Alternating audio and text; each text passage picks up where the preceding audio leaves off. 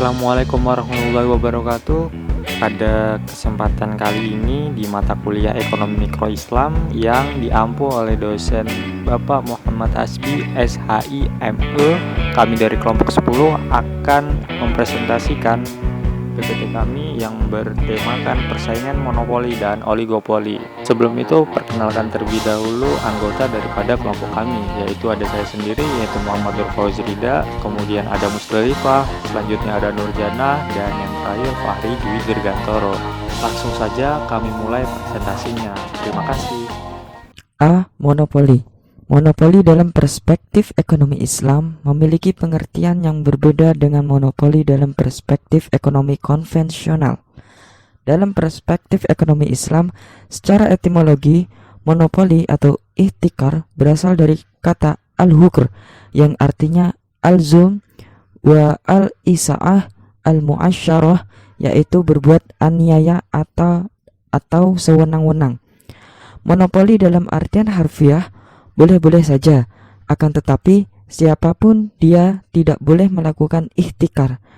Islam tidak memperbolehkan pembentukan atau penguasaan monopoli yang bersifat pribadi, yang kemungkinan merugikan bagi masyarakat. Pasar monopoli adalah suatu bentuk pasar yang memiliki satu penjual dengan banyak pembeli. Orang yang melakukan monopoli terhadap suatu pasar disebut sebagai monopolis. Karena hanya ada satu penjual di pasar, maka monopolis bertindak sebagai penentu harga atau price maker. Monopolis dapat menentukan harga dengan cara menambah atau mengurangi jumlah barang yang disediakan pasar. Beberapa bentuk monopoli. Yang pertama, monopoli terjadi sebagai akibat dari superior skill yang salah satunya dapat terwujud dari pemberian hak paten secara eksklusif oleh negara.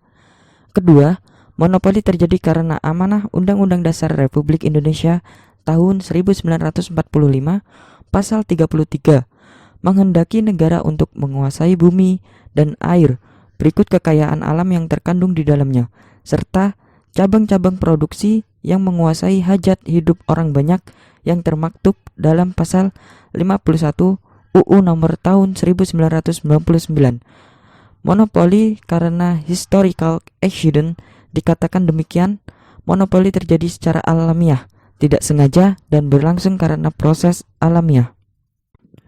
Ciri-ciri pasar monopoli. Yang pertama, produsen sebagai price maker. Yang kedua, permintaan pasar merupakan bentuk dari permintaan perusahaan. Yang ketiga, marginal revenue, lebih rendah daripada average-nya. Yang keempat dan yang terakhir, MR bersifat negatif. Sebab-sebab terjadinya monopoli yang pertama, penguasaan bahan mentah strategis atau absolute advantage. Kemudian yang kedua adanya hak paten atau competitive advantage. Kemudian yang ketiga terbatasnya pasar. Dan yang keempat pemberian hak monopoli oleh pemerintah. Kelebihan pasar monopoli. Ada beberapa kelebihan dari pasar monopoli, yakni yang pertama, biaya produksi yang lebih murah sebab tingkat produksi yang besar. Yang kedua, mutu barang meningkat dan harga murah jika perusahaan selalu melakukan pengembangan dan inovasi. Yang ketiga, kesejahteraan masyarakat dapat ditingkatkan apabila monopoli menghasilkan barang yang lebih murah dan bermutu. Selanjutnya, kekurangan pasar monopoli.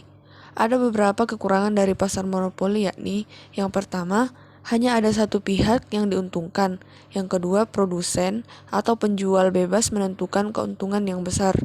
Yang ketiga, konsumen tidak memilih pilihan. B. Pasar oligopoli.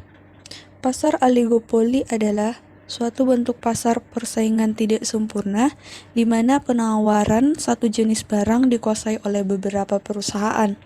Dalam pasar oligopoli, setiap perusahaan memposisikan dirinya sebagai bagian yang terikat dengan permainan pasar, di mana keuntungan yang mereka dapatkan tergantung dari tindak tinduk pesaing mereka. Sehingga semua usaha promosi, iklan, pengenalan produk baru, perubahan harga, dan sebagainya dilakukan dengan tujuan untuk menjauhkan konsumen dari pesaing mereka. Faktor utama yang menyebabkan terjadinya oligopoli adalah keberhasilan pengelola perusahaan sedemikian rupa sehingga mempunyai skala ekonomi yang menyebabkan efisiensi dan keberhasilan dalam promosi penjualan dalam jangka panjang menyebabkan bertambahnya pangsa pasar. Terdapat dua macam oligopoli, yaitu 1. Produknya homogen, contohnya baja, semen, pupuk, dan lain-lain.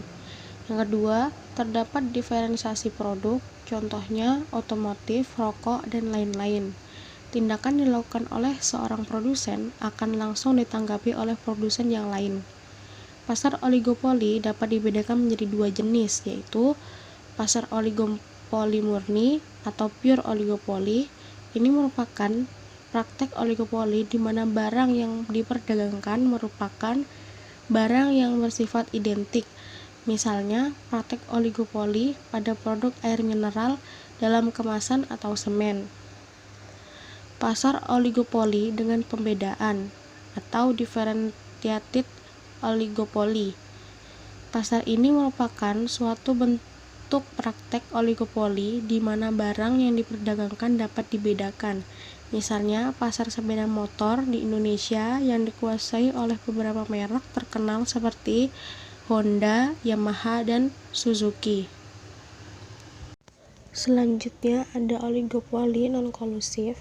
Adalah pasar oligopoli di mana perusahaan-perusahaan yang berada dalam pasar melakukan kolusi, yang termasuk dalam oligopoli non-kolusif yaitu model Carnot, yang kedua model Eckworth, yang ketiga model Chamberlain, yang keempat model kurva permintaan patah, yang kelima model Stackelberg. Baik, selanjutnya ciri-ciri pasar oligopoli. Pertama, terdapat beberapa orang produsen dengan konsumen yang relatif banyak. Tiap produsen mempunyai pengaruh atas harga. Terdapat barrier to entry bagi produsen lain sehingga jumlah perusahaan akan cenderung konstan. 3. Ada penguasaan pangsa pasar ditunjukkan dengan nisbah konsentrasi penjualan yang dihitung berdasarkan jumlah atau persentase aktiva perusahaan terhadap total aktiva pasar. Perang harga merupakan unsur yang sangat dihindari karena akan menimbulkan kerusakan secara massal dalam pasar oligopoli. Untuk menghindarinya, maka dilakukan kolusi antar perusahaan, sehingga cenderung akan menciptakan kartel. Selanjutnya, ada perusahaan yang tidak mampu bersaing akan cenderung melakukan merger dengan perusahaan yang kuat. Berikutnya, ada inovasi dan penguasaan terhadap teknologi merupakan unsur yang penting dalam kemajuan perusahaan. Berikutnya ada beberapa kelebihan pasar oligopoli. Yang pertama, pengembangan produk diimbangi oleh kemajuan iptek. Yang kedua, penjual leluasa menentukan harga. Yang ketiga, mendapatkan keuntungan yang lebih. Adapun kekurangannya yaitu tingkat keefisiensi produk rendah, kemungkinan terjadi eksploitasi. Yang terakhir, adanya perang harga antar produsen. Kemudian C, pandangan monopoli Islam dalam pandangan ekonomi Islam. Sesungguhnya Islam tidak pernah mengharamkan adanya monopoli. Setiap orang diperbolehkan melakukan usaha bisnis, baik dia merupakan penjual tunggal atau tidak, selama tidak melanggar syariat dan tidak menzolimi pihak lain. Sesungguhnya yang dilarang oleh Islam itu perbuatan ikhtikarnya. Ikhtikar merupakan menjual barang ketika harganya melonjak naik guna mengambil keuntungan yang banyak. Ikhtikar dalam ilmu ekonomi disebut sebagai monopoly rent-seeking behavior. Menurut Imam Qardawi, monopoli ialah menahan barang untuk tidak beredar di pasar supaya harganya naik. Mirip bisa kita samakan dengan menimbun barang. Para ulama sepakat menimbun barang dikatakan haram apabila mencangkup beberapa syarat berikut ini, yaitu barang yang ditimbun merupakan barang pokok untuk memenuhi hajat hidup orang banyak, kemudian barang dijual ketika harga telah melambung tinggi, dan barang yang disimpan telah melebihi kebutuhan masa depan untuk 1 tahun. Kemudian materi yang terakhir yaitu D, pandangan oligopoli dalam pandangan ekonomi Islam. Pada pandangan ekonomi konvensional, jika dilihat lebih mendalam, di dalam pasar oligopoli, harga cenderung lebih tinggi sehingga produsen akan memperoleh keuntungan yang besar. Kondisi ini akan berakibat pada tidak meratanya distribusi pendapatan. Selain itu, biaya promosi yang dibutuhkan sangat besar yang berakibat pada membengkaknya biaya produksi. Dalam sistem pasar yang tidak sempurna ini dibangun dengan unsur persaingan di dalamnya, dan sistem ini memungkinkan memakan banyak korban dikarenakan kalah dalam bersaing.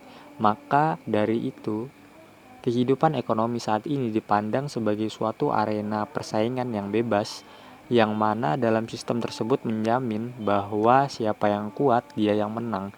Padahal ini tidak sesuai dengan aturan hukum Islam yang terdapat dalam Al-Quran dan hadis, yang menjelaskan bahwa setiap perdagangan atau pengusaha muslim itu dituntut harus berperilaku jujur, adil, dan harus menghindari bentuk persaingan yang tidak sehat yang berada di dalamnya. Terdapat kecurangan, ketidakjujuran, dan ketidakadilan. Mungkin sampai situ saja yang bisa kami sampaikan. Kurang lebihnya mohon maaf. Wassalamualaikum warahmatullahi wabarakatuh.